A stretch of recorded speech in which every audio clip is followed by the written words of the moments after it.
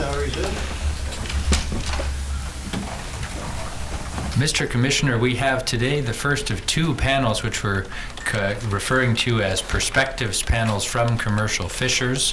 And on the first panel we have Chris Ashton, Dennis Brown, Ryan McEachern, and Peter Sakic, and they're all present. Mr. Rosenblum, I saw him on his feet a moment ago. He had one issue he was looking to identify before we have the witnesses sworn. Yes, good morning, Mr. Commissioner. I did inform Mr. Martland that I wish to raise this matter with the Commission. I stand before you in a bit of a precarious situation as this evidence is tendered before the inquiry. I wish to seek the indulgence of this Commission in appreciating the inherent conflict of interest problems that could arise as evidence is tendered in respect to this panel. As you are, of course, aware, I appear on behalf of two gear types, Gillnet and Saner.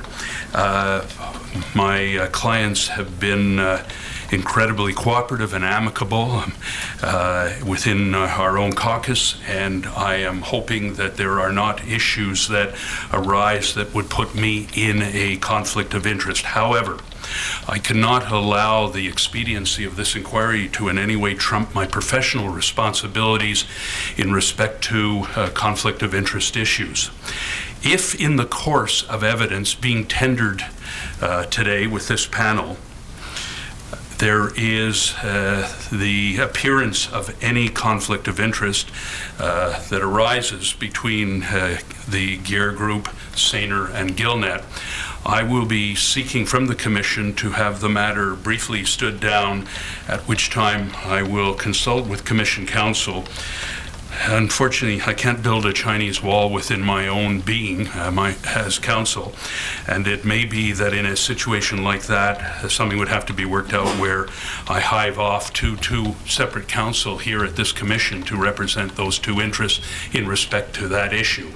I'm not anticipating that this problem will arise, but it is dependent upon the questions that are put to the panel and, of course, dependent upon the responses given. I fully appreciate why the Commission, at the start of this process, encouraged us to build consortiums for the convenience of the Commission. However, there are moments such as today where I will be seeking from you some appreciation of the sensitivity that could arise when you talk about such matters as sectoral allocation and things of that sort, appreciating the profiles of my two clients. Having said that, I really ask nothing more of the Commission at this point but to appreciate that if I do jump up and seek to have the matter stood down, there will be hopefully a good reason why I have done so. Thank you. Mr. Commissioner, I'll just say what I said to Mr. Rosenblum, which is that I'll be suggesting rather than standing down and losing hearing time, we might try our best to address that at the break and see where we're at on the evidence. It's hypothetical at this point. For this, if I could ask that the panel be sworn, and then I'll have a few quick comments before we launch in today. Solemnly affirm that the evidence to be given by you to this hearing shall be the truth, the whole truth, and nothing but the truth? I do. I do. Yes. I do. Would you state your full name, please? Dennis Murray Brown. Thank you. Ryan McEachern. Peter Anton Sakic. Christopher Jeremy Ashton. Thank you. Counsel? Thank you. Mr. Commissioner, for these witnesses today, what I will be doing is trying to pose questions to one witness, but then the nature of my questions is such that I am seeking the input I expect of all panelists on my questions. So I'll try to move through them sequentially in the manner that they're seated, or the order they're seated today. I've asked the witnesses, and I'll ask them again now, not to interrupt each other or debate directly, but rather to be responding to my questions or those of counsel. For other participants, counsel, I'll ask that they do their very best to be precise in asking questions of an individual rather rather than the whole panel. I think that'll be much more efficient. We, to be blunt, have a very big challenge in concluding this evidence today, but our firm intention is to conclude the evidence today, even appreciating that that means it's necessarily faster than some might like. We do have the difficulty of some witnesses on this panel who are unavailable after today. This is the Commission's chance to receive their evidence. Our time estimates to this point, and they don't even include everyone, total 4.5 hours, and we don't have 4.5 hours of time. So I'll be speaking with council and apologizing for being aggressive and pushing them around on their time estimates, but asking everyone cooperatively to do their very best to whittle down to the very few points that they feel they must address. Bearing in mind we do have a second panel in a week's time addressing, and I should signal to everyone, I expect to ask virtually the same questions in a week of that panel as I will today. I have 5 topic areas I'll be covering: allocation, SBM or share-based management, which includes ITQs or individual transferable quotas. 3rd, selective fishing. And 4th, the DFO's consultative processes with the commercial sector. And last, a broad question or 2, asking panelists to step back and have a look at the future direction of the commercial fishery. My plan, and I hope other council may see some wisdom to this, is not to be taking these panelists to specific documents. I'm concerned that may consume time and be cumbersome.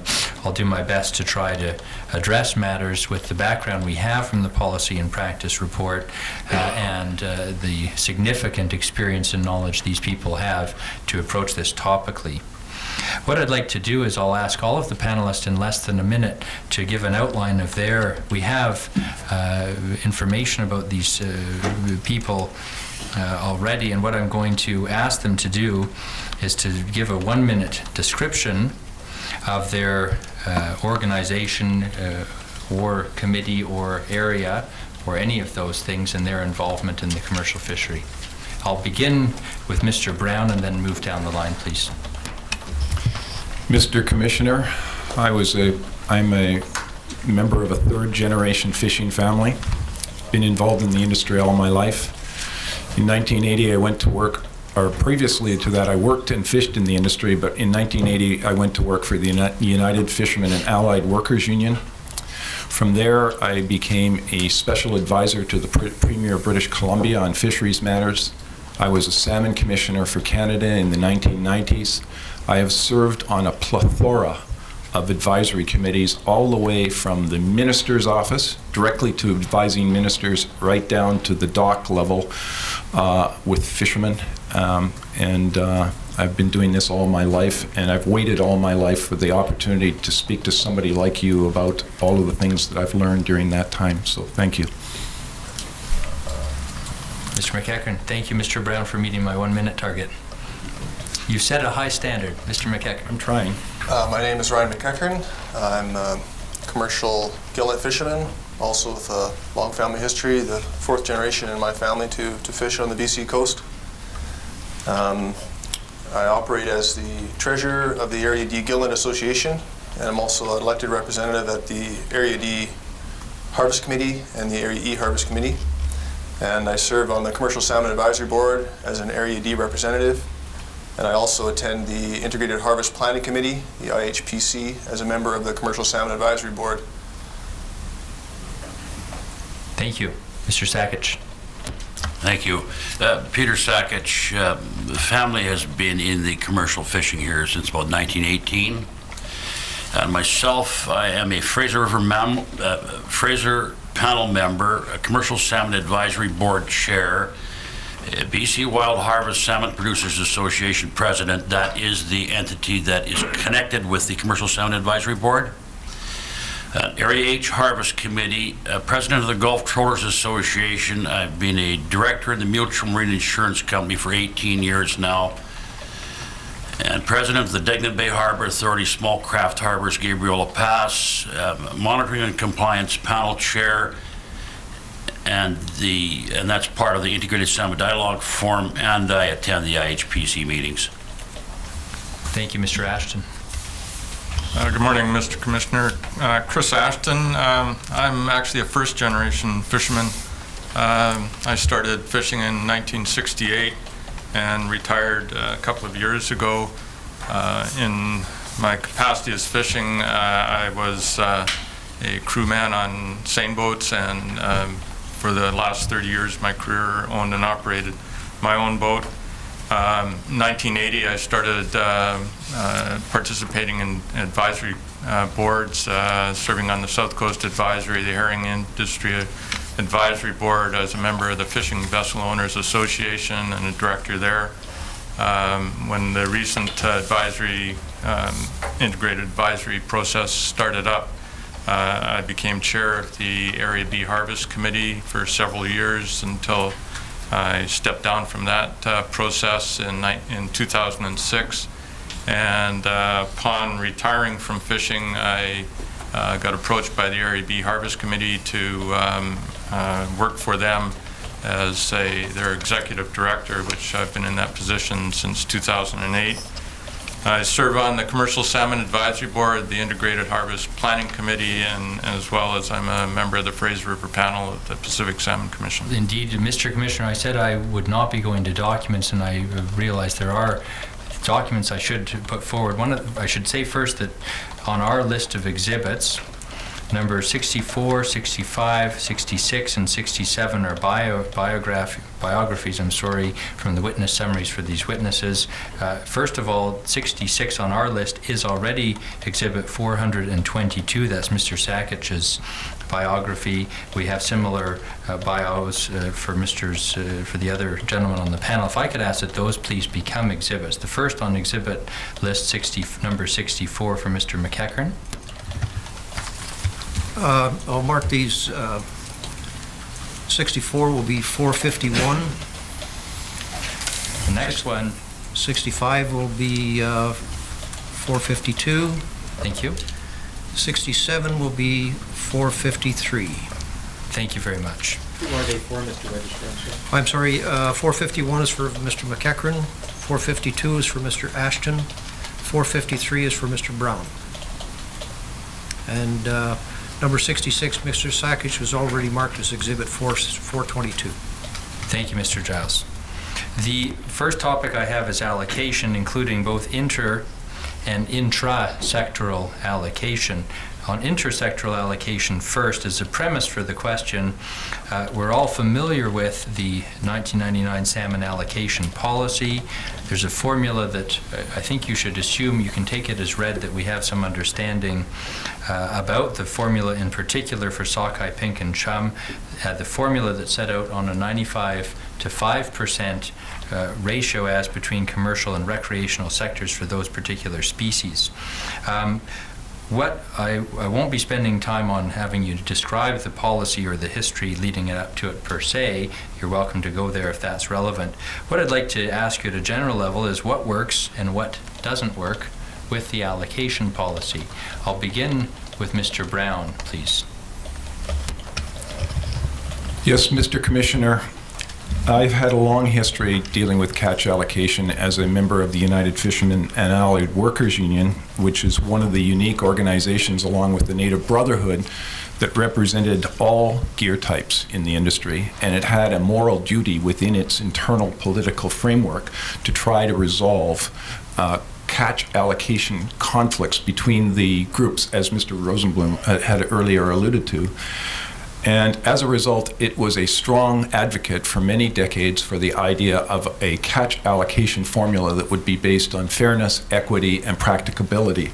And in the 1980s, I was directly tasked with the job through a committee within the United Fishermen and Allied Workers Union called the Standing Committee on Fisheries Regulations of spending most of the winter each year working out within the different locals and gear types a proposal for catch allocation. And I will obviously, because we don't have very much time here, go into all of the ways we did it, but we did it through a variety of ways of quantifying catch history, cycle averaging, and the like. And then each year that union position would be presented to a body that was then known, this is the predecessor to the Commercial Salmon Advisory Board, it was called the Commercial Fishing Industry Council, which was independent of DFO, but contracted by DFO to make one primary deliverable each year, which was a catch allocation formula that could be used each year. And for several years, CFIC did that. And a catch allocation formula was up and running, and it worked almost perfectly. However, and I'm conflating my points, Mr. Martland, here. I could go on, and I feel a little distressed about the fact that we don't have the time to go into this because it's important. In recent years, allocation of the resource in the salmon fishery has become almost dysfunctional. It's not that there aren't lots of meetings that people like my colleagues have to go to discuss it. Not that there isn't a plethora of meetings that they have to attend to deal with integrated fishing management and the like. But the net result is there is no fair allocation right now. And I'm going to finish off by saying, and I hope I will be given the opportunity at some point here to explain why, because of a whole number of political policies that have been introduced in this industry since the 1990s at least, the allocation of the commercial catch has been vastly disrupted. Some of those policies would include the Aboriginal fishing strategy. Some of them would be weak stock management. Some would be, or one would be area licensing. But again, I'm going to try to be brief here, but my attempt at a short answer is allocation is highly problematic in the industry at this time. Thank you. Mr. McEachern. I'm sorry, could you repeat the specific Yes, question? the question I had was what works and what doesn't work with the allocation policy? And more broad, I suppose, with the allocation policy and with allocation as it's currently handled. Are we speaking about intra-sectoral allocation or between the commercial fleet itself? The question as I've approached it was intersectoral. So my introduction referred to the 95-5 split between recreational and commercial, referring to the total commercial TAC for sockeye, pink, and chum. That was my introduction. Intersectorally, if you could comment on what works and what doesn't work with allocation between sectors. Mr. Commissioner, I don't have near the history that some of the participants do in the various failed processes that we have as the background, but I am involved in the allocation implementation committee as it stands right now, and we have had a few meetings of late around the 95-5 issue. And the truth of the matter on that allocation policy is it has yet to be tested. The strength of that policy will not be revealed until the sports fleet consistently approaches or exceeds their 5%. At the moment, the policy works because the recreational catch is averaging around that 5%, so there has been no uncomfortable changes that have needed to be made if you follow the numbers that the department has been using. So I would say as far as the 95-5 split, the future will tell whether or not that is a policy that will endure. As far as between different commercial groups, I've been involved in the current allocation process. I don't have any of the history that some of the participants have, but we sit down and hash out who gets what based on a combination of the Kelleher formula and the traditional fishing that occurs in certain areas. And I do feel that this system is broken mainly because it was set up around a coast-wide fishing strategy. And when we moved to area licensing, it prohibited the trades that would have happened to, like what was already referred to, the trading that would have happened between groups to make the allocation system work smoothly is no longer possible because fish cannot be moved between certain areas. Whereas in the past, there was only 3 major groups to do trading with, seine, gillnet, and troll. Now there's 8 different areas, and we never modernized the allocation policy when they did the area licensing. So if you have an imbalance in the north, it often happens that gear types in the south have to face a hardship to satisfy the imbalance in the north, when in reality the balance might be the other way in the south. And I could go more into that later if it's appropriate. But really the system is broken and it needs some work. And I see now the artificial split between inter and intra-sectoral allocation is hard, it will be hard for you to maintain. These are broader topics. So perhaps I can recast the question for the last two panelists. I'll invite the first two to add anything if they feel they need to. Dealing both with inter and intra-sectoral allocation, could you comment on what works and what doesn't work under the 1999 salmon allocation policy? Mr. Sakich? The 95.5 is very close. We went over that just a couple of months ago, and it's was over the last 5 years, and that's how it was set up, and it balanced out within the 5 years pretty well there. So I think we're going to be doing that in the future here on a 4-year, like a full cycle thing, rather than it'll be looked at on the 5th, but it's not over enough. As far as the inter-allocation goes, what we have cannot work. It's going back in history would be fine, but we're not going back there. That's when you would have fish in all of these various places throughout the years, and you didn't have the area licensing in place, so the fleet shifted around and what have you. And so overall, they looked at the numbers, and they came out fairly close. And now you will have some areas that will have absolutely no fish 1 year and lots the next year, nothing for a couple of years. So really, with where we're at now, that is why there is a proposal out there to get on with the new modernized allocation formula, and that has to be done sooner rather than later, because you cannot make what we've got work. Thank you, Mr. Ashton. Mr. Commissioner, I don't know if I have a lot to add to what my colleagues have said. I think they've highlighted much of the problems. We are looking at on the intersectoral, we're looking at a growing recreational fishery that has the possibility of exceeding their 5% allocation on mainly sockeye, but it includes chums and pink salmon.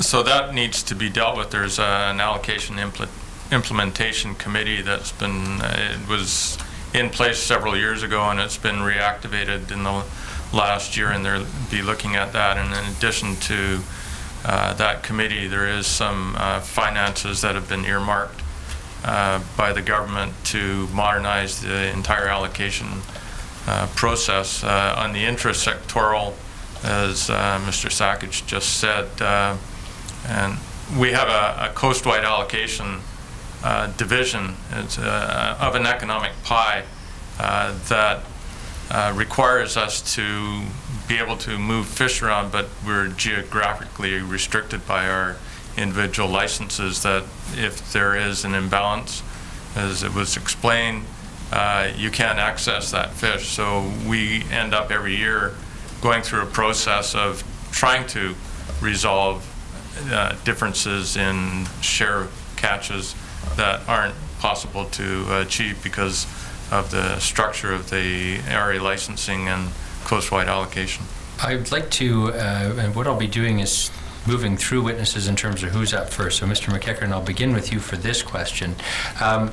It's one of the stated pros or benefits of the allocation policy is that certainly in terms of intersectoral allocation, that there is a set of ground rules that govern year after year, that year after year you don't start from scratch and have a debate about intersectoral allocation. I'm thinking in particular on the recreational commercial question.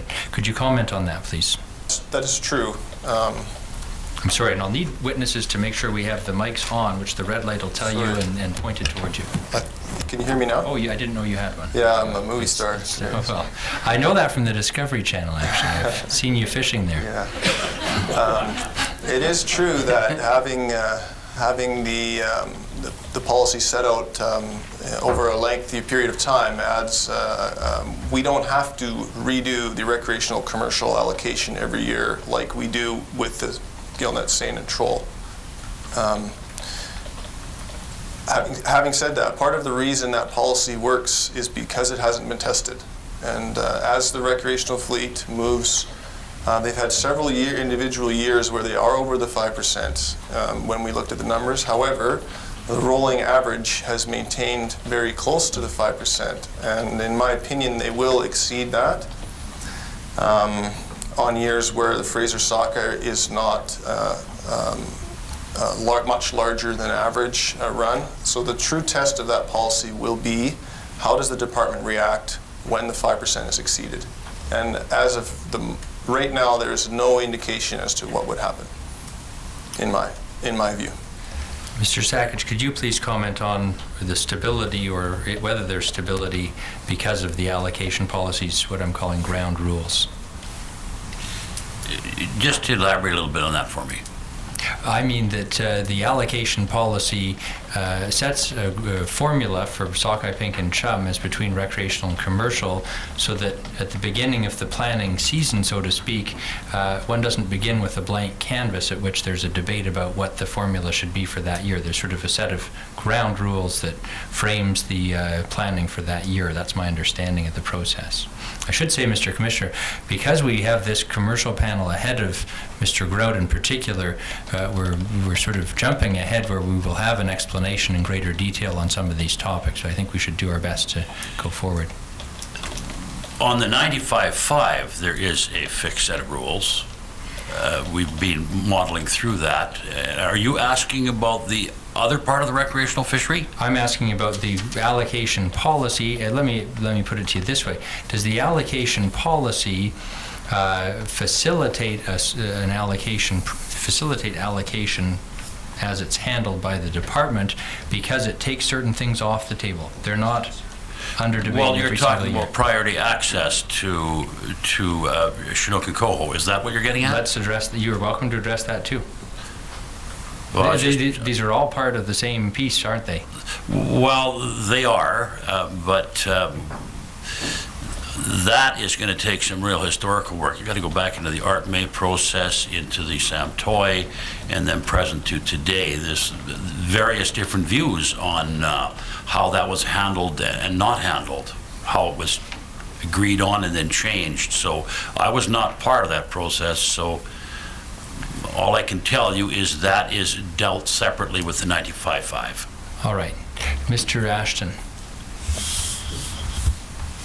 I think where the explanation needs to come on that is that on the priority access to Chinook and Coho, the recreational sector has, if it continues to expand and grow, what it will do, having that priority, it will take away Chinook and Coho, or mainly Chinooks, from the troll fishery. That in dividing up our economic pie of in the allocation process, the troll sector, their main fish that they target on is Chinooks. So if the recreational sector has that, maintains that priority access, then they can, in effect, remove Chinook from access by the troll fleet. And under the current policy, what we would be required to do is the net fleet's main fish that they're only allowed to catch is sockeye, pinks, and chum. Under the current policy, they would have to give up some of their sockeye or chums or whatever to the troll fleet, where they could be accessed under the current area licensing. So what would affect the troll fleet as a loss of Chinooks would eventually have a domino effect by removing sockeye out of the net fleet. Mr. Brown. Yes, Mr. Commissioner, I would agree with my colleagues on the narrow topic of the recreational commercial split, but I think that's one of the least problematic of our problems. I'm not disagreeing with what they're saying. I would say that not only is there not any rules, Mr. Martland, for allocation in this salmon fishery, there's not even any rules on how to conserve the resource between sectors. There's a multitude of standards for different user groups. I would say that there is absolutely chaos in terms of the ground basis for how fish are allocated to the commercial sector between the other sectors right now. I am really challenged to be able to cover these kind of complicated subjects. If you would indulge me for a moment, I sat down several years ago and wrote a book. I don't bring this up out of vanity or ego. Took me 4 years to write it without a single penny given to me, out of my own pocket in my own time, trying to address the wreckage that has been left behind in this salmon fishery to the best of my ability. There are chapters that go on in great length about subjects like allocation and the politicization of those allocations and the way in which the disequilibrium in this industry has come about. I would argue that there is all kinds of nice sounding formulas, processes which are growing like mold all over the place in terms of how to talk about these things. But the end product, both from a point of view of conserving this resource and allocating it fairly between people on the basis of not only Aboriginal rights, but just the general notion of what the public right to fish is and what reasonable expectations would be from people who invest their lives through their careers and through financial investment in this industry would be, it is an absolute catastrophe. It is not working, it is not happening, and if I were given time, I would get into some of the political antecedents that have brought that about. They have been policies driven from Ottawa, they have been policies driven from forces extraneous to the fishery, and yet I will go back to the testimony you heard from Carl Walters last week, Dr. Walters, when he talked about the people that paid the price for this disequilibrium, for these failed allocations, were not deputy ministers, politicians, cabinet ministers, fisheries officers, all of the staffs who get well paid at DFO and the academics and the plethora of people who talk about it. It was fish harvesters, people like these gentlemen up here.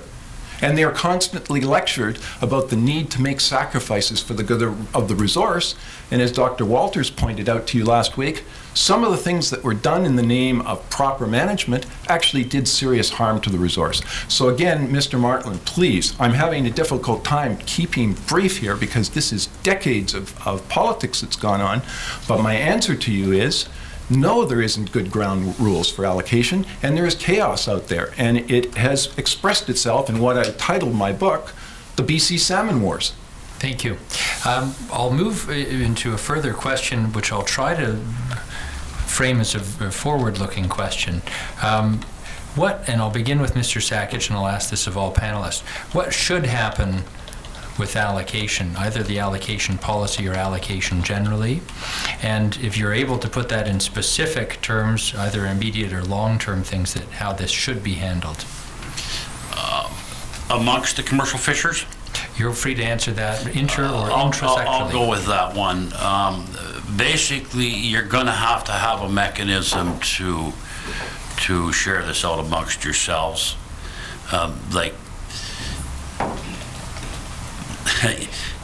History are what dreams are made of. Vision is what you've got to do in the future. I don't see the industry getting any younger people in it or anything like that. Last year was a good example. There was, because you're locked in the areas, there was a surplus of fish in one area, and it flowed pretty freely between a couple of gear types under a new sort of a pilot fishery that had taken place for a couple of years, and that is where I see it having to go. I don't see going into share bays or ITQs as an enemy. I see it as a restarting of this fishery in a different way. I think you have to have a vision to be able to go out into the future. Whether the industry with weak stocks in various different places will ever be able to support any great labor force again, I think is near impossible. So you're going to have different mechanisms to deal with it. It's not going to be what it used to be. Thank you. Mr. Ashton. Well, a number of years ago, there was a process that's referred to as SCORE. The commercial groups met for a couple of years and tried to resolve allocation issues. And we've recently, I think I mentioned, been notified that there's going to be another funding for a modernization of the allocation process, and I imagine we're going to sit down in the, I hope not exactly a similar venue as SCORE was. It was supposed to be a consensus-based decision-making process, and didn't really arrive at a consensus. There was a majority-minority report basically saying some groups wanted to have share-based fisheries and others wanted to have the status quo, and nothing was resolved out of that. We're still stuck in exactly the same rut as far as allocation goes and the division of fish. There needs to be a real sober second thought applied to this problem. There is solutions, but I think we're going to have to spend a considerable amount of time dealing with all the complexities of the issue. Mr. Brown, in your view, what should happen with allocation? The first thing you have to do is address what Dr. Walters addressed. You heard him in his testimonies last week tell you that between 1995 and 2009, no less than 25 million Fraser River sockeye, which is what we're talking about, could have been harvested without any damage to any weak stocks. That includes the celebrated cultus and all the other topics that you heard, early timing, late run fish, early Stewart, all of the so-called stocks of concern. 25 million sockeye could have been harvested. And I know that there are people, some of them up on this panel, will try to imply that I want to go back to some kind of folksy time in the past. No, that's not what I'm saying. I'm saying that right now, in the present moment, 25 million fish could have been harvested by all people, First Nations, commercial fishermen, recreational fishermen, and it wouldn't have done any harm. That, Mr. Commissioner, is what our problem is.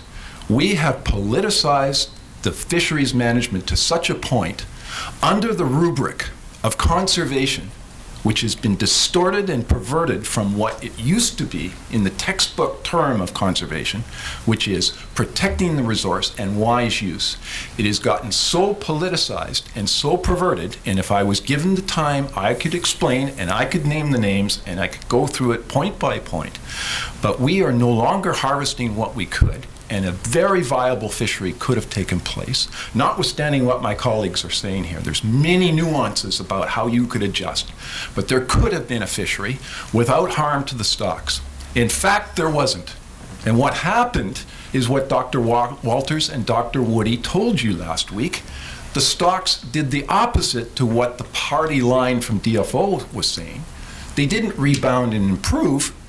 They declined calamitously.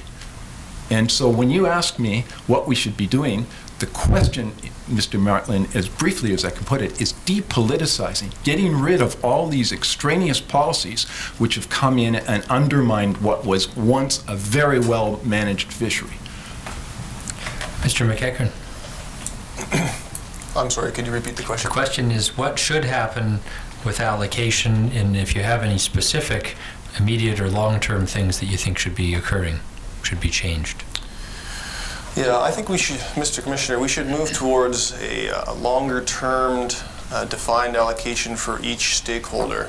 The current process of redefining the various shares for various gear types annually is cumbersome, and it makes it difficult to plan from a business point of view if 1 year you're going to achieve 40% of a Fraser commercial allocation, and then the next year you would only receive 20% due to a difference in fishing in the north. In my view, those percentages should be fixed for a longer period of time, and that would need to be done through the proper process, of course. And the other thing that I'd like to speak to is currently, when we're dealing with allocations, it's always allocation of the target stock. And like we've heard from my colleagues, it's not so much the target stock that's been driving access to fish lately, whether that is the correct way to do it or not. I don't see that changing in the near future. We are tied into a number of policies that are driving us more and more towards addressing weaker stocks and bycatch issues. And one of the key things I would like to see incorporated into the allocation policy that would guarantee the sustainability of the resource for my generation is that with every allocation that is set out to every user, everybody that takes a target fish out of the water should also be allocated a certain percentage of weak stocks or bycatch. And this, whereas right now, what happens is you have a target allocation of the fish that you're supposed to catch, and then the department manages the weak stock impacts and the bycatch impacts. And you often have a certain group that has made a number of changes to make their fishery more selective or avoid bycatch. But those impacts that were freed up by the responsible use of the resource just get eaten up by another group that might not be as responsible. So because allocation is all about access to fish, if you had a set allocation of your bycatch that you had to stick to achieve, and that means that the groups would need to be allocated their traditional level that they would need to prosecute their fishery. If you need X amount of Cultus Lake sockeye to catch 1 million Fraser fish, then that becomes your allocation as well. And that means if you become more responsible, then you get better access. If you become less responsible, you lose access, but it doesn't impact the other stakeholders. In my view, that's one of the changes that should be made. Let me move to the topic of share-based management, or ITQs. They do mean different things. Again, if you'll take as background the description that's set out in the policy and practice report, and if you could assume for the purpose of our discussion that we have some understanding of how, at a general level, of what SBM refers to and what some of the stated advantages and disadvantages of that management system are. I'm going to ask, and I'm going to begin this question with Mr. Ashton and move through the witnesses. Some of you may have direct experience with ITQs as run through demonstration projects by the department. I think all of you have awareness about ITQ demonstration projects. Rather than asking for any comment on the merits of SBM or ITQs, if you could begin by briefly setting out your experience or background with those demonstration projects on ITQs. Mr. Ashton. Mr. Commissioner, before I get to specific examples, I think it might benefit to kind of explain how we got here. From, I guess, the mid-1990s up until that time, we had, I guess, a single license on each vessel participating in the fishery. They could fish anywhere in BC, and generally, most areas of the province, well, the marine areas, were open every week. They usually opened on a Sunday evening, and you'd have a day or 2 days or 3 days, and the fishery was managed at that time basically by what was seen being caught at the time. They did preseason projections, but a lot of the management took place in season with abundances being observed. The Seine fleet at that time was approximately just a little over 500 boats. There were several thousand gill netters, 1,500 plus trollers, maybe more than that. We had what might, you've heard the description, I guess, in fish management as the portfolio effect. We had somewhat of a portfolio effect in fishing because you had so many areas that you could actually fish. The effort wasn't really that concentrated. It was quite spread out all over the coast, and there was places that were quite good fishing, places that weren't so good fishing. Like some of the fishermen, through communications with their friends, would find out they may be in the right spot, and they'd spend half the fishing week running from where they were to where they thought the fishing was better, and found out at the end of the week that they ran away from the good spot. Anyways, in the mid-1990s, I guess specifically 1994, we had one of those events that I guess has been noted and studied, a very large run. It was 17 million. It was about the second largest since 1958. Well, actually since the 1913 slide. All the fish it was going down the outside of Vancouver, and a large portion down the inside of Vancouver. At one point, I think we had a bit of a warm water event off the west coast, and fish turned around and headed back up around the inside of Vancouver, and were coming down Johnson Straits. The fishing up north had kind of waned. A lot of the fleet headed down to Johnson Straits. There was all this talk about really great fishing down there. And we had, I think, what Mr. Lapointe referred to as sloshing, where the the fish don't run on a continuous migration. They get partway through Johnson Straits and they turn around and kind of move back and forth. So the fish weren't moving through. You had large concentration of fish, large concentration of boats. And the fishing was really good, but unfortunately we caught a few too many. The Fraser panel met, recognized the problem, shut down the fishery. We had pretty good escapement for most of the stocks that year, but the Adams River had a little bit of excess fishing pressure on it and had not a terrible escapement, but it had been lower than a number of years. It was somewhere close to 900,000. That brought in the Fraser report and the infamous 12 hours away from wiping out the Adams River run, which was a bit of a stretch. There was no time that the fleet would have been fishing in any 12-hour period that they would have jeopardized that run, but it was a good soundbite. That prompted a huge amount of change. The Mifflin plan came in. The fleet was rationalized. They had buyback programs.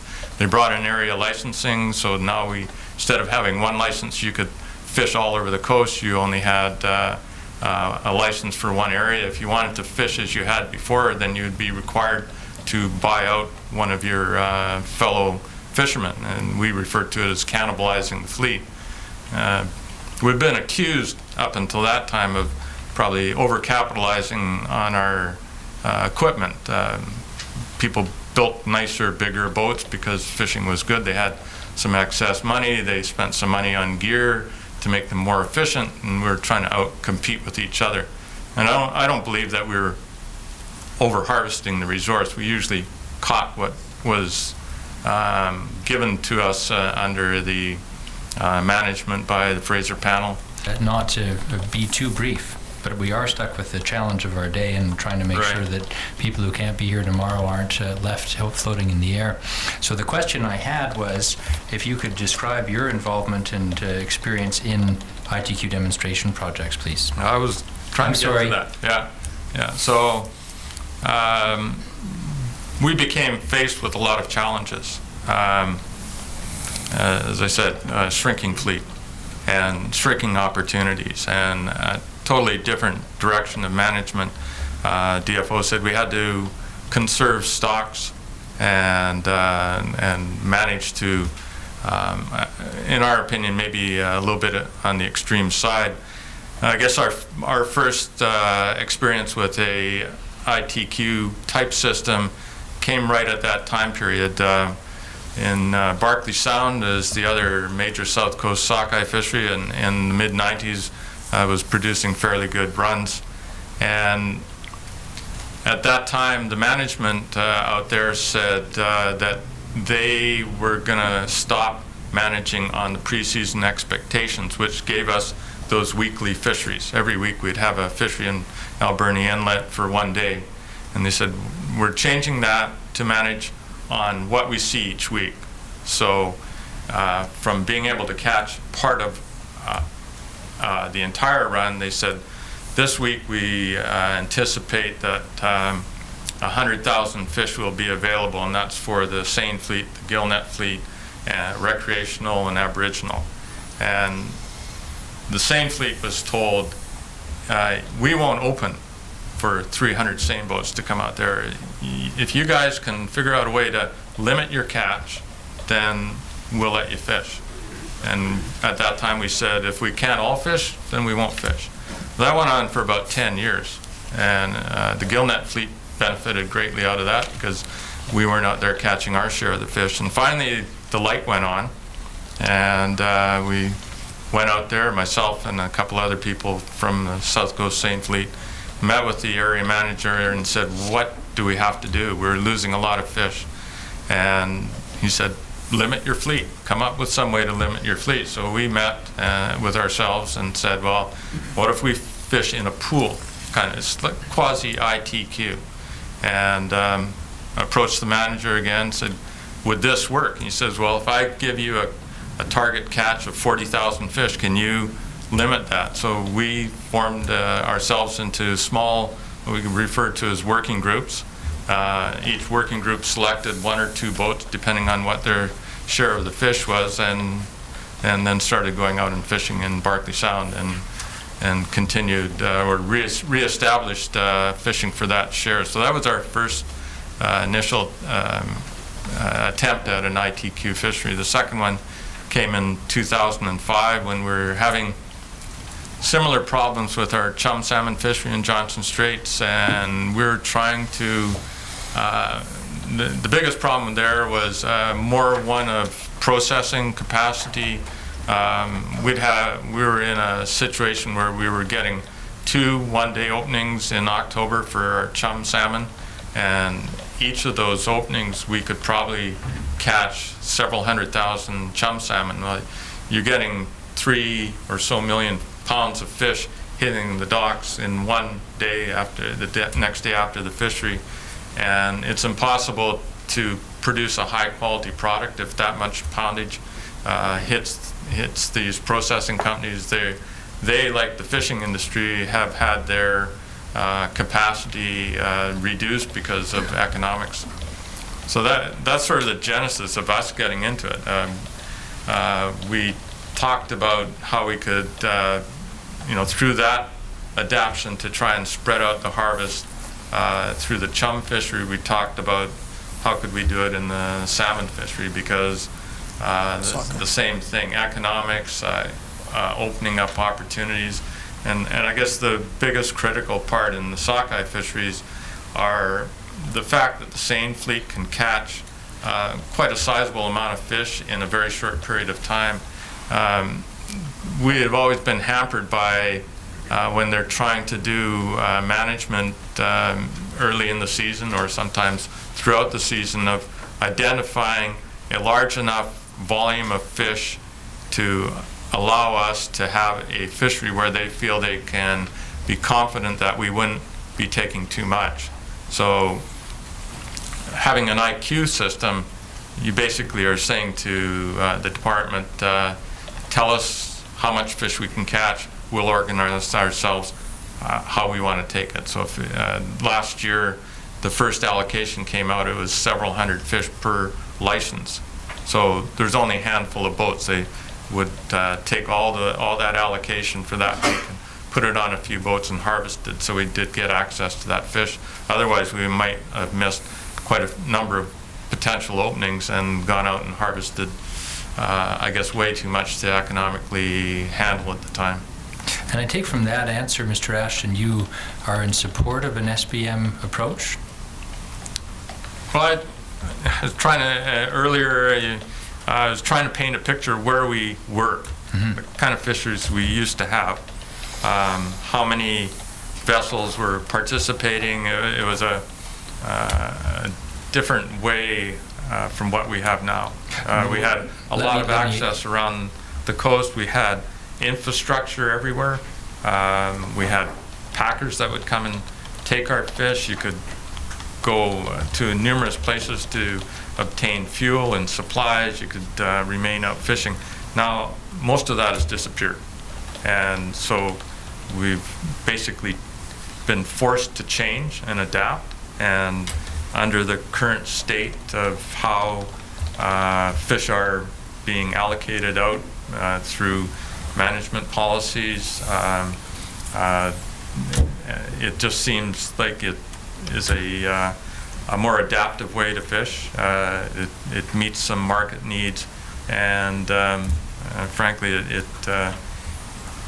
it's probably in the state that our fishery is right now, in the opinion of people I represent, that's the direction they'd like to go, it seems. Thank you.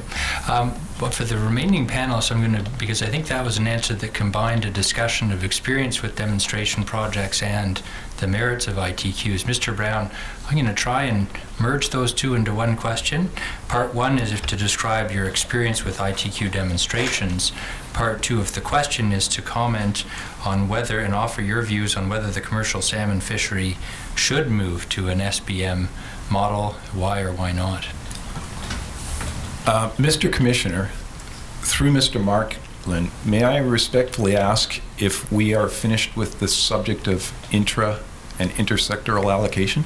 I don't have further questions for you, but Well- other council may. Without appearing to be obstreperous, I would just like to go on the record that I didn't even begin to get an opportunity to speak about that topic, so I will move on with respect to your current And question. I'll note your point. But Thank you. I am a little distressed that, if you'll forgive me here, I have been one of the few people who has attended this hearing day after day, and I have listened in some cases for several days to witnesses from the Government of Canada go on, often incomprehensibly, about their fields of expertise, etc.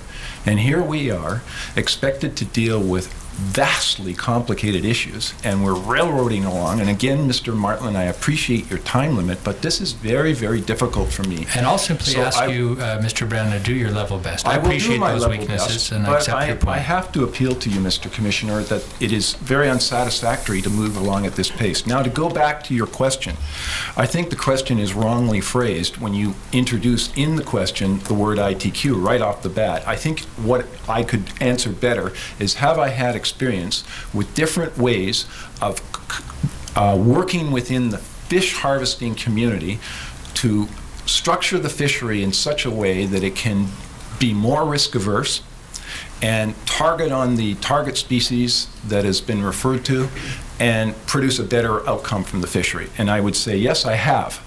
And it has it's been in a variety of different ways. I could go back and, like Mr. Ashton, talk about my earlier history with the UFAW, dealing with non-transferable quotas in the herring fishery as early as the 1980s, and a whole variety of history since then, but I'll confine my remarks specifically to where I'm currently working with the Area E Harvest Committee around a series of ways in which we could slow the fishery down and make it more risk averse.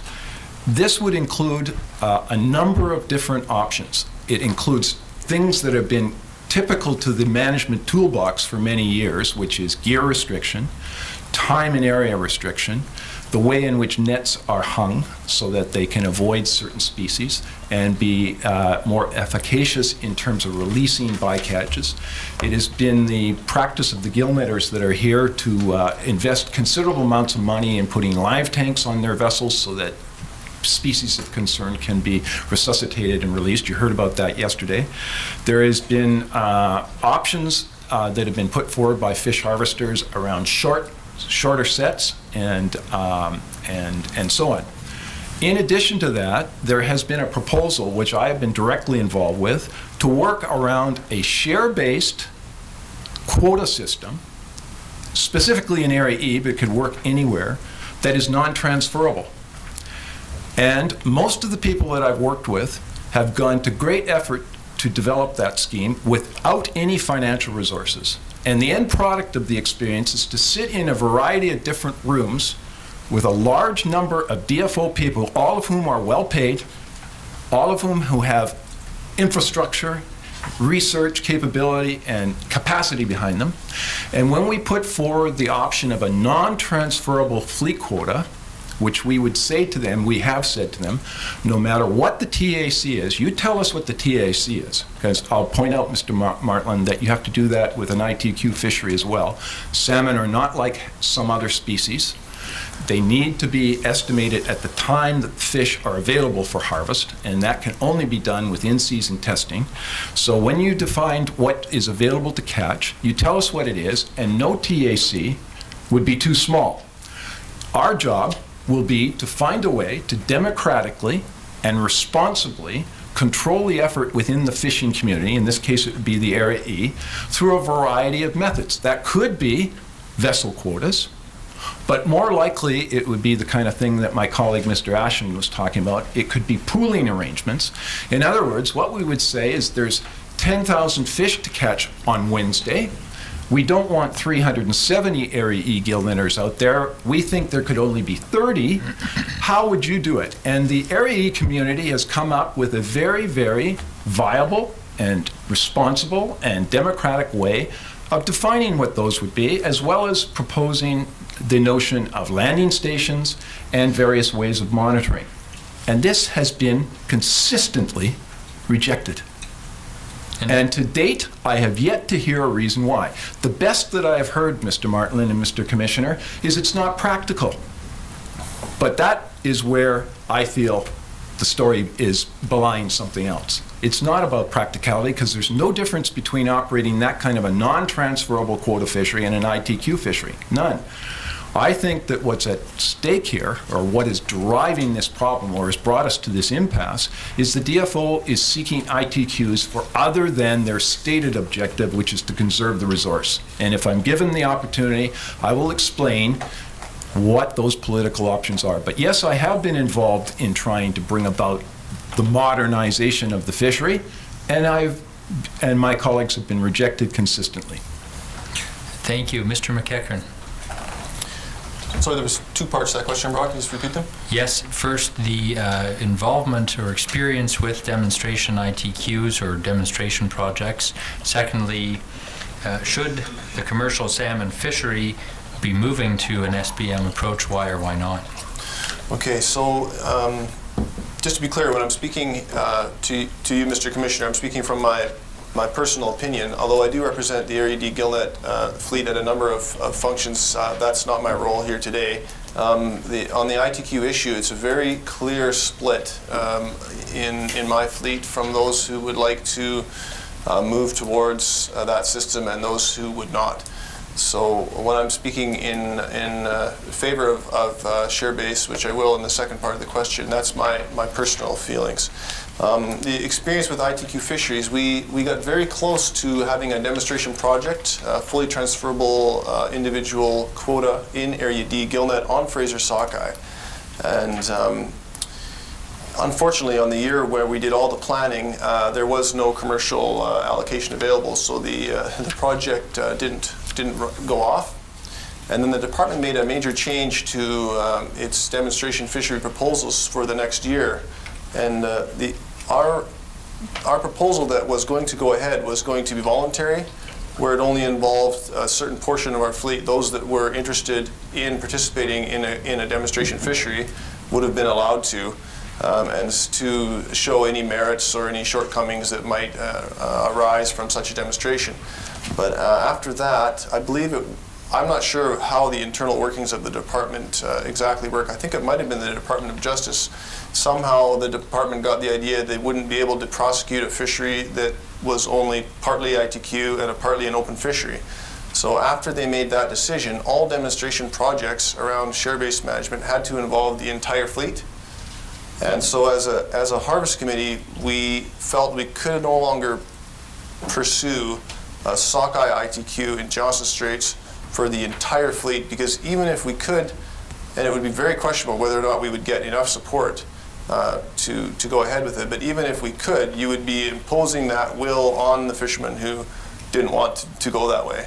So yes, we got very close to a full transferable quota on Fraser Sockeye in Johnstone Straits. We had the approval, we did the transfers, and it was ready to go, but there was no Fraser tack on that year, and it just escaped my mind. It might have been, it was one of the years we didn't fish, 2007 or 2008.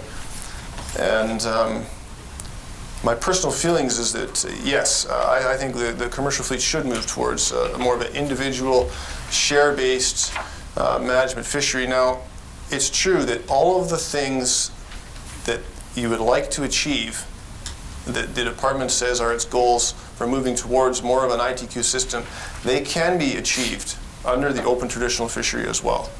However, there are some things that can be achieved with an ITQ that in my opinion will actually happen, and in the full fleet fishery they won't. And one of the things that I feel that would really, when you move the responsibility from a fleet level down to an individual level for your catch monitoring, your landing, your bycatch, issues like that, you will see a greater compliance, because people will feel a stronger connection to that fish as being theirs.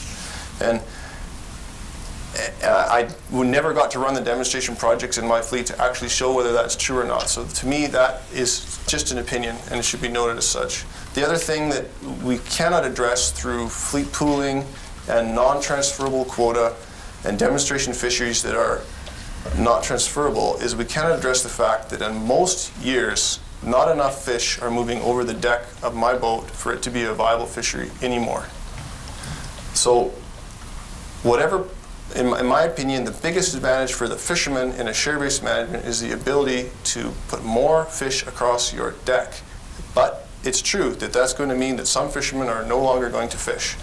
So how we deal with the social ramifications of that, I think, could be designed into the ITQ project if all parties were willing to do that. But at the moment, we're not. Mr. Sakic. Yeah, I can make it quick for you here. In Area H, what we have, derived out of the ITQ pilot that we've been in for a few years is we've had access, we've had economics, we've had fairness, and we've had respect. Now, you have to look at the situation that things are in now. Outside of some programs that are government funded, taxpayer funded, that are removing licenses out of the industry, there is still a lot of people. The average age in the industry is absolutely ancient compared to any other workplace in Canada. I think it's probably the highest.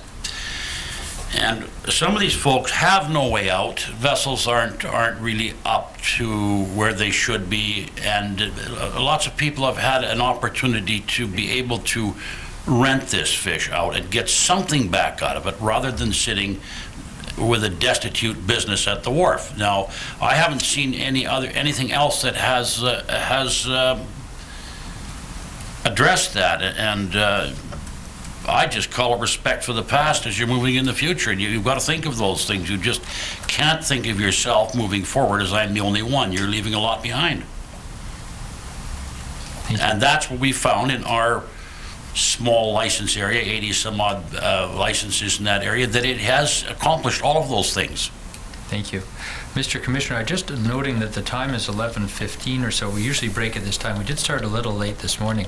My hope is that my questions will be another 15 or 20 minutes on other topics. I don't know if the court's preference is that we take the break now or carry on. I think we should carry on. I think Mr. Brown has his hand up.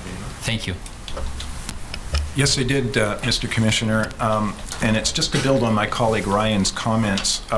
I would just like to make sure that it's clear that I am representing an association that has taken a position on this, and that's the Area E. And I used to represent another organization that took a position against it. That was the United Fishermen and Allied Workers Union. With respect to Mr. McEachern, who I admire greatly, I hear him making a case for community buy-in and the idea of the harvesters owning the problems of management, and I think that's a very valid point.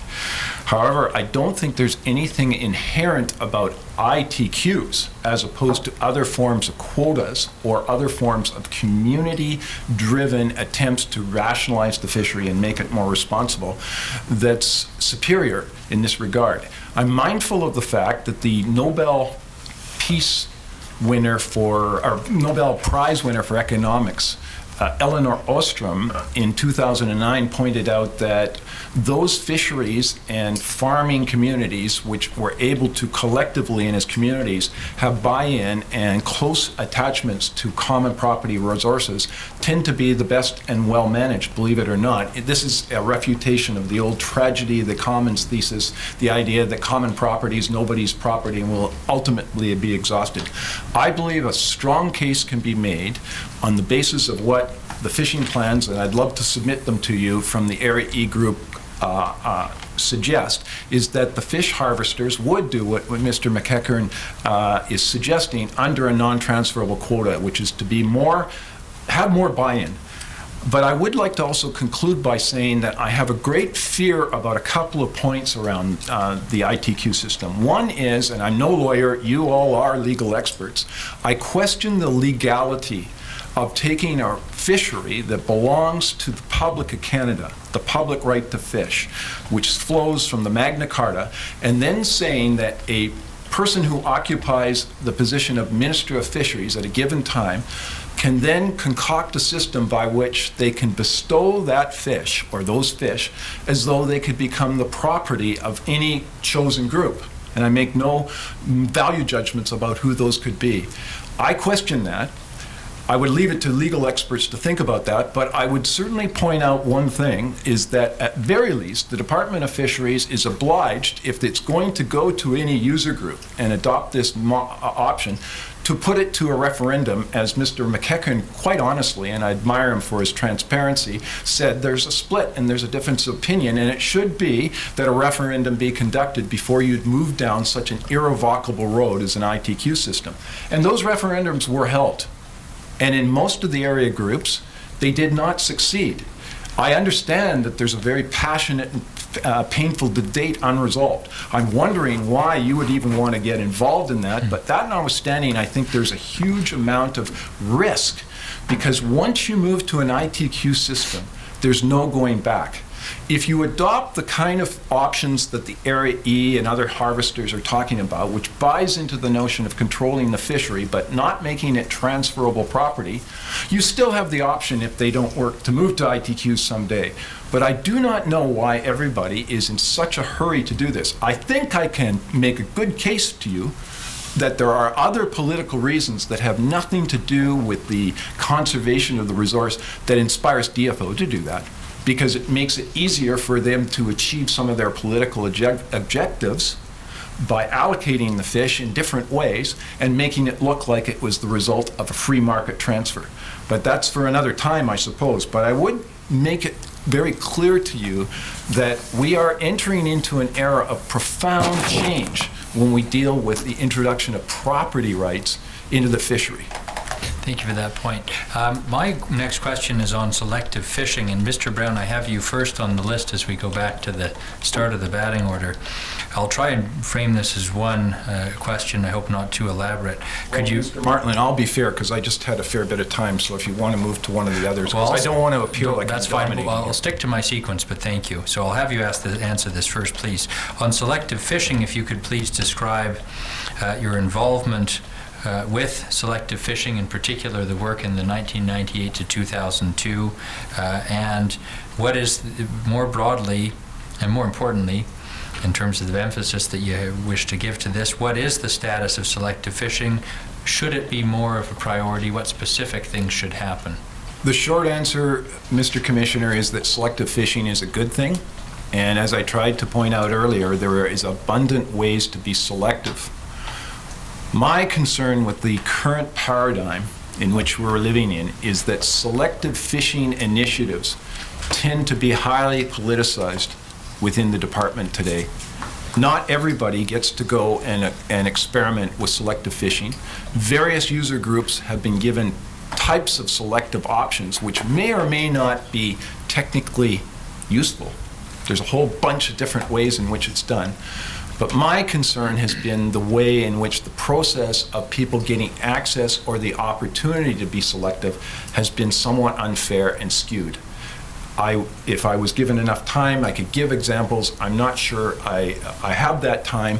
I believe that, however, that selective fishing in terms of Fraser River sockeye, which is the purpose of this inquiry, is a fairly marginal point. It gets blown out of proportion because it gets into the media, and it's all part of this thesis that the commercial fishing industry is wantonly overfishing the resource, indifferent to conservation. It is not true. I sat a few weeks ago or a few months ago and listened to a gentleman by the name of Terry Glavin declare that the salmon fishery in British Columbia, the Fraser salmon fishery, was a catastrophic 19th century paradigm. A couple of weeks later, I heard one of the council ask Mr. Mike Lapointe of the Pacific Salmon Commission if that characterization was fair. And he said unequivocally that it was not fair. And the case was made that the Fraser River sockeye fishery is one of the best managed fisheries in the world. To conclude, I'll build on what Dr. Walters said. There are three specific conservation problems related to the Fraser River fishery. One is the early Stewart, one is the Cultus Lake, and the other is the early timing, late run, early migrating late run thing, which Dr. Woody spoke about last week. All three of those can be managed and avoided without a hell of a lot of change in terms of selectivity, just by some of the tools we have, mostly by just the timing of the fishery. So while I am in favor of selective fishing, I think that in the context of Fraser Fisheries, it's complicating things. It's not necessarily the answer. Mr. McEachern? Sorry, I get so caught up in Dennis, I can never remember the original question. You gotta put me in front of him. I'll do that next. How about that? The question here on selective fishing is a few parts: your involvement, whether it should be more of a priority, what should happen. Okay, so Area D Gillnet Association was very involved in the selective fishing project, especially when there was for a period of time there was a lot of money around for projects, and so that made it very easy to run a project if you could come up with a budget that everybody that was going to be involved in the project that was going to lose fishing time or take a risk could be compensated through cash.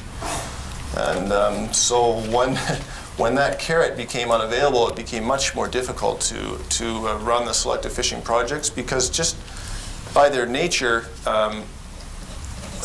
most of the selective fishing demonstration projects would involve slowing down your rate of catch in some fashion. And so if you're asking people to volunteer to give up fishing access under the traditional system, but have no way to compensate them, it became very difficult to get volunteers because fishermen are already. Just a comment: I think it would have been much more palatable to increase our selectivity if the economics of the fishery were stable or on an incline. But as the economics were heading down and result to limited access and poor price, it became a bit like feeling like you're being kicked while you're down. But that being said, I mean, commercial fishermen are very interested in selective fishing, and I mean, we've been selective for generations. That's not something that's new. It's just a matter of we need clear direction as to what we are supposed to be being selective for, and we can accomplish amazing things.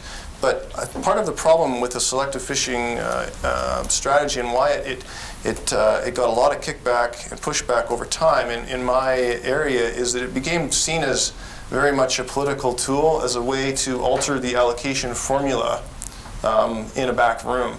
And whether that was true or not, that was the perception on the dock. And so fishermen are very very loyal and very traditional and very suspicious, and they had reason to, I think.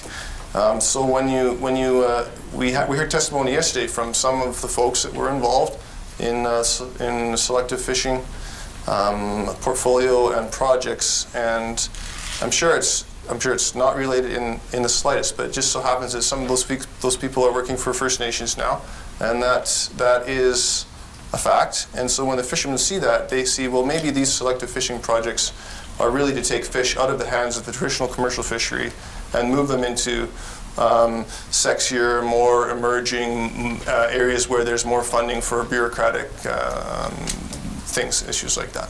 I think outside of just being able to tell the species of the animal that you want to release, I think it's moved far along from those days.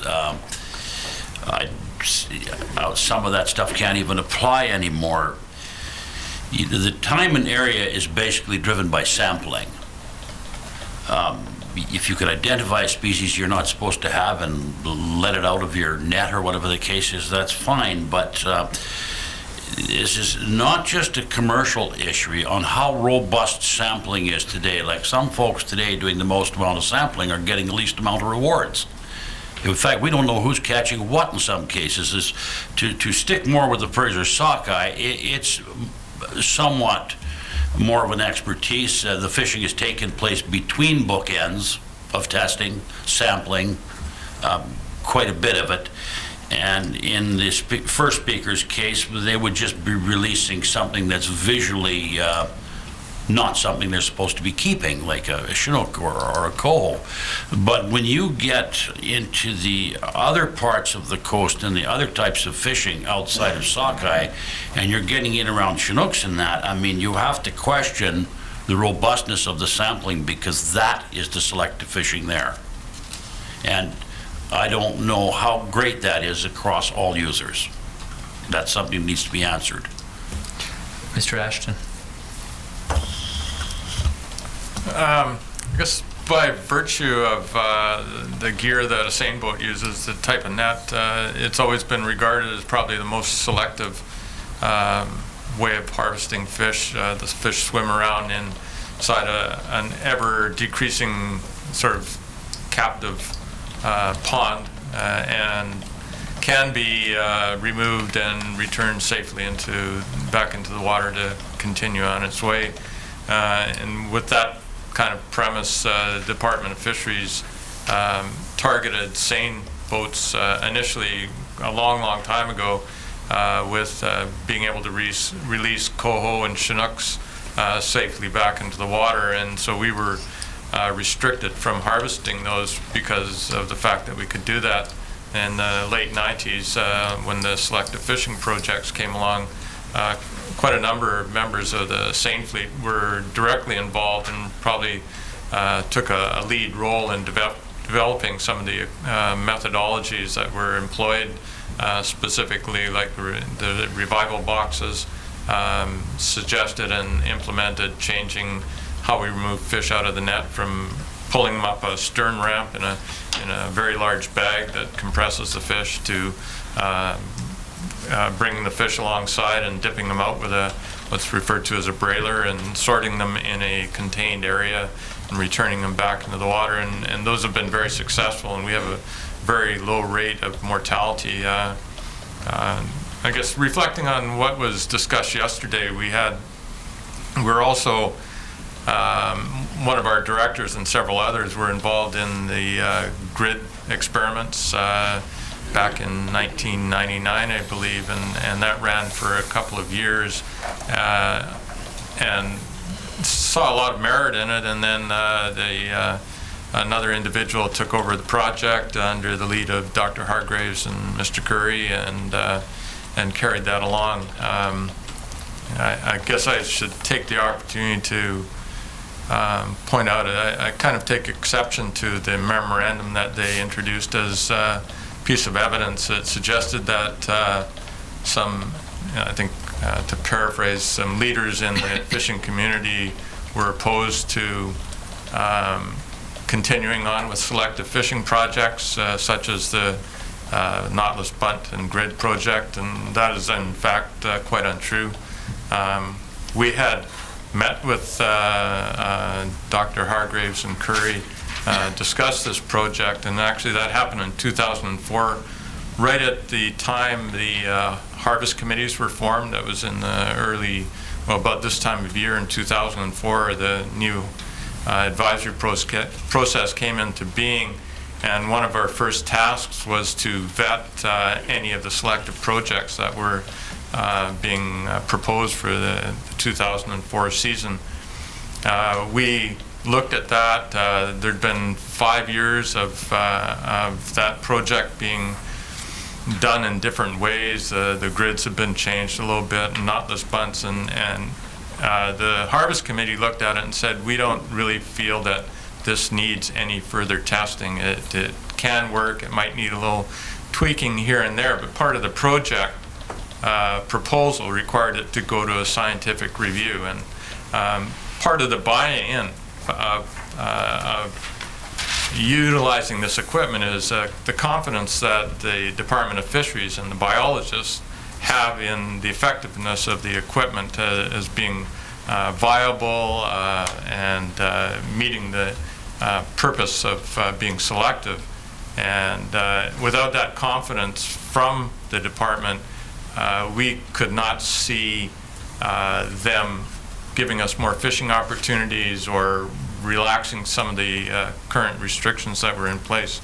So that was why we rejected that proposal for that year. And what ensued after that was a series of emails back and forth between myself as chair of the Harvest Committee and Mr. Curry, and they sent that memorandum to the RDG, who did approve the project. So I just thought I should set the record straight on that.